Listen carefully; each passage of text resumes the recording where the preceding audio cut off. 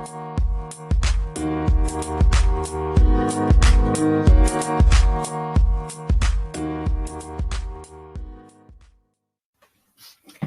evening, everyone.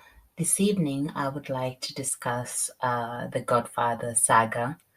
It's something I've been interested in for many years, and I always find myself reaching out to those three movies over and over and over again. I never get tired. I'm sure everybody has a particular series or movies that they would watch part 1, 2, 3. If there was 10, you'd go ahead and play all the time. And so this weekend I found myself watching it again, and it really sparked my mind. And for the first time, I really wanted to know what really intrigues me, what gets me here all the time. And I suppose I've watched it through the years and different times in life. So maybe my views have changed a lot. Perhaps what I'll say on this podcast is not what I would have said 4 or 5 years ago about why I like it so much. It's a bit of an obsession. The Godfather is an obsession for me, absolutely. And so just looking at the first part of the movie, my favorite character, which I'm sure most people who like this saga also find is their favorite character, is the Michael Corleone character, played beautifully by Al Pacino. And so we have the beginning of the movie where Michael's quite secluded, looks almost like an introvert, not interested at all in what his family do. He's quite left out. His older brother is very overwhelming. And so he's there in the shadows. You see him, but he's there. He's quite underestimated, I'll say. And so then as the character expands, we see that Michael's thrown into the deep end and he has to step up for his family. He has to go against everything that he stands for. He didn't want this. He has to do it because someone who he loves, somebody who he adores, and something that means so much to him is at stake. And that's enough for him to put aside what he believes is right or wrong, because love and value takes precedent. And that really made me reflect on my life and the lives of those that I know and I'm close to, or those who speak with me. How many times have we had to step up? How many times have we had to do something that we don't necessarily agree with, but someone is relying on us to do it? It really matters whether you do it as a parent, a brother, a sister, a friend. And I suppose if we really expand on it, if you look at it globally, you see leaders of some kind. Everybody at some point, you've compromised yourself for someone. I guess the question is always, was it worth it? What will it take for you to compromise you? And is it worth it for you?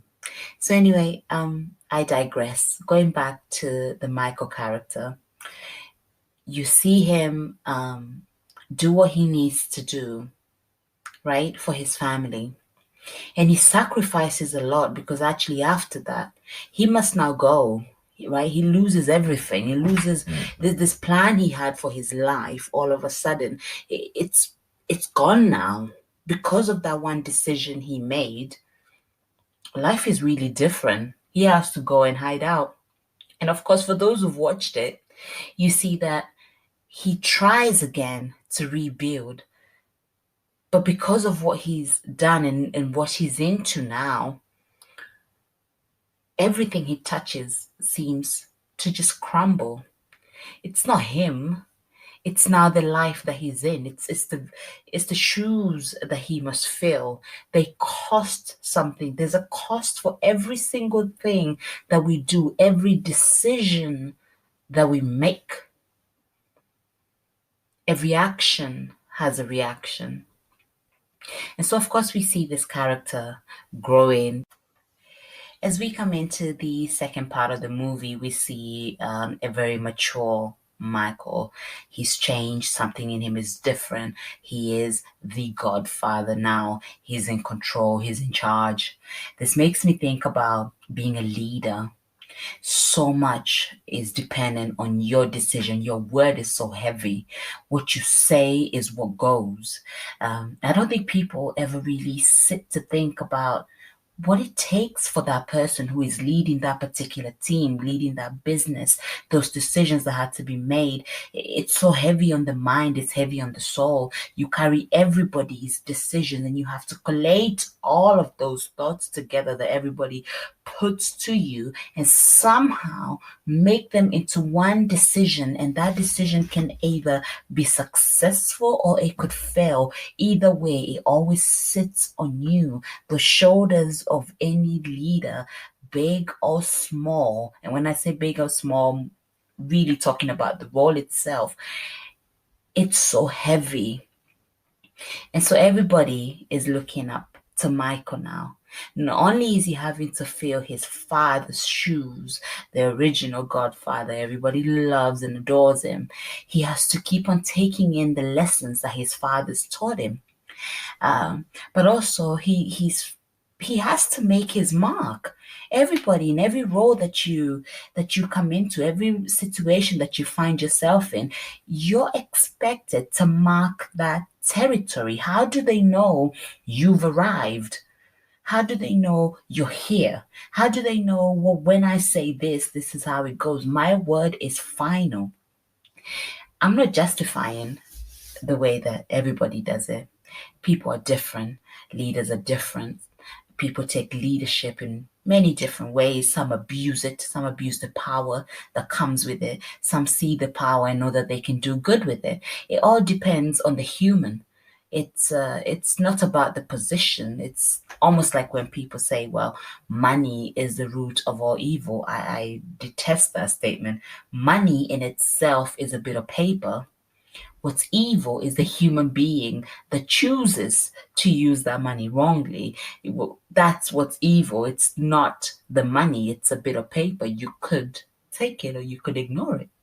And I suppose this is where we speak about power. Those who long for power,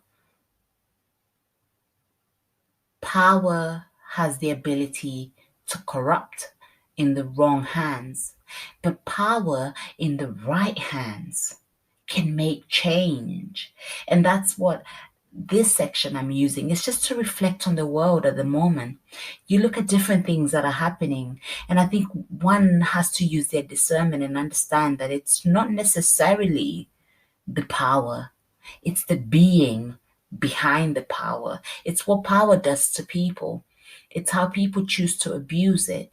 And also in really wonderful and beautiful situations, it's how people use power to help others. A true leader, what is that? What does that look like? Then we carry on with the second part of the movie with Michael, and there's quite a lot of violence. And, like I said, he's making his mark. But we also see an individual who's still really lonely. And that's also part of leadership. You're always on your own. There's a managerial or leadership isolation that I don't feel is ever really confronted. You can't really associate with the people you manage. You could do with your colleagues, but you're always just in limbo, just lingering, you and your thoughts. And of course, then we see a situation where Michael is attacked at his very core, and his family, there's an attempt on his family. And you see that hurts him really deeply. He understands that it had to be somebody in his circle, but he can't really tell, well, who was it, who did it. And that made me really think about situations that we've all come across when something happens to you. And all of a sudden everybody is a suspect. You think, who could have done this to me? I know it's somebody who knows me because it hurt so deep and it hit me right on the core. You see that the betrayal has really hurt Michael. And then, of course, for those who've watched this saga, you see his face completely drop and his heart break when he realizes his brother Fredo did it. That is the enemy within. And it always hurts, be it your brother, your sister, your cousin, your best friend, your husband, your boyfriend, your girlfriend, whoever it is they're close to you. Anytime those people who you care so much for betray your trust, when you finally realize it was them, it's so painful. How do you get over it? Love is involved. Forgiveness has to come in now. It's so much more difficult because I trusted you. I spoke to you. You heard me. You saw the tears in my eyes. And of course, we know as we mature, we understand that it's never from outside. It's always those who we open ourselves to. But on the other side, we cannot completely close ourselves up just because somebody might choose to betray us. I suppose really the minute you choose to betray someone's trust, well, you lose, right? In that situation, you lose, they don't lose. Um, and of course, then we see that whole breakdown of the whole situation and we see how Michael handles it, right or wrong. I suppose it depends on opinion. I personally don't think that that's what I would do, but people are different and temperaments are different. And I suppose he did what he had to do in that situation because that's what was expected of him to do. And I suppose this is where forgiveness comes in, because when you're carrying that load in you where you're not forgiving people for what they're doing to you, there's a lot in your mind and the mind starts to control your actions. So you have to free yourself so you don't find yourself doing things that and thinking of things that may destroy people that you love. I think that anger is so temporary. But if you don't really seek into that anger and really look into it and look to break it down and leave it alone, we've seen it in life. We've seen anger push people to decisions that they can never really come back from. And now I go into the third part of The Godfather, the third movie and the last one. And a lot of people don't really like this, but I really love it. I love the third part of the movie because it shows us all the stages of life. There's redemption, there's seeking forgiveness, there's realization. And you see Michael as a character now, a wholesome character. He's been through life, he's done it. He's ready now to make a change. He's ready to put the past behind him. He regrets a lot of what he did. He's desperate to get out. And there's that signature line, every time I try to leave, they pull me back in. We've all felt it. And he's trying to make it right with everybody. He's just trying to do it. He has to try and pacify everything. He's trying to put a statement out there. I've learned. I really have. I don't want to do this. He's trying to guide people. And so with that, we see him really evaluating his decisions, trying to bring family back together, his wife. He's trying to look at his children, and he has to learn to listen to what his children's needs and dreams are. He has these visions, especially for his son, but he has to understand that his son chooses a different direction. This is difficult for him because he has learned through his life. It's a transition of power. He wishes his son to be close, but the son through life as well chooses not to be where the father is. I love you, Dad, but I don't want to be part of anything you do. I know what you did. And through that, we see this character breakdown, and we see at a point, his daughter, he loves and he adores his daughter. He's so deep in love with what he has at that particular time. He wants to keep it close. He understands now what he treasures. And I think we all get to that point. I know what matters now in life. I'm not childish anymore. I've done all these things, and now I know that, okay, these are the kind of friends who will be here for me. I understand that this is my family. I understand that I must do right by these people. And we see him getting there, almost getting there. And there's some scenes that are really reflective to me. I think we see him with his daughter and the person who wishes to pursue his daughter is a character that Michael really identifies with. And he said he's making him make a decision. He sees what may become of his daughter. He doesn't wish to do that. He understands that life. And eventually we see the very last episode. There's a lot going on, a lot of chaos around, but really the scene surrounds Michael and his daughter. And of course, we have his daughter who is innocently prancing around and doesn't really understand, well, who dad really is and what dad is really trying to shield her from.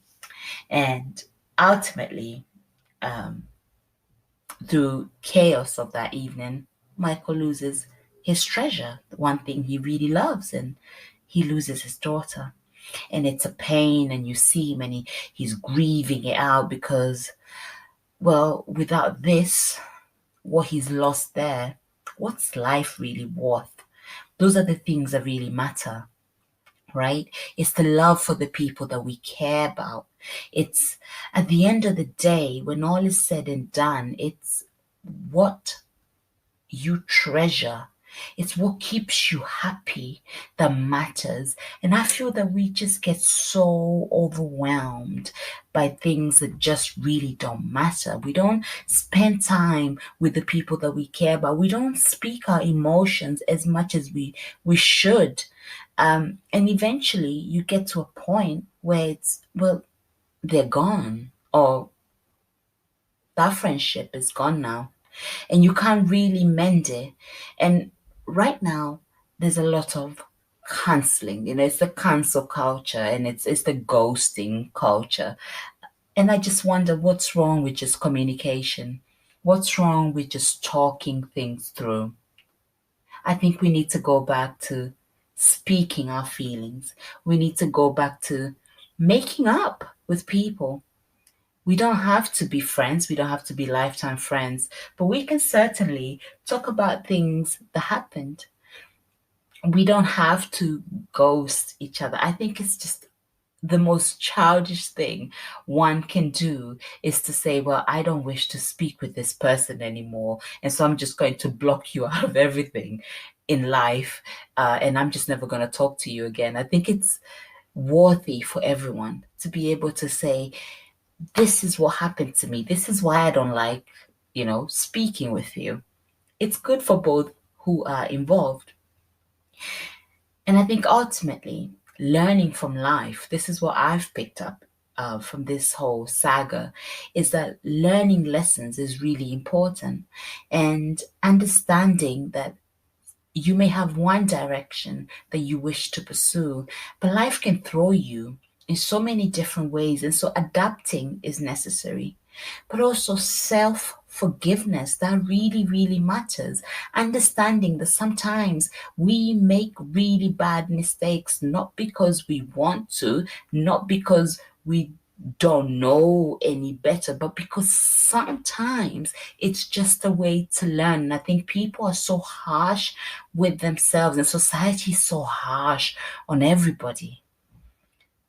I think we should all take a deep breath in, out, be more kinder to one another, and definitely speak out and speak about different things that you learn.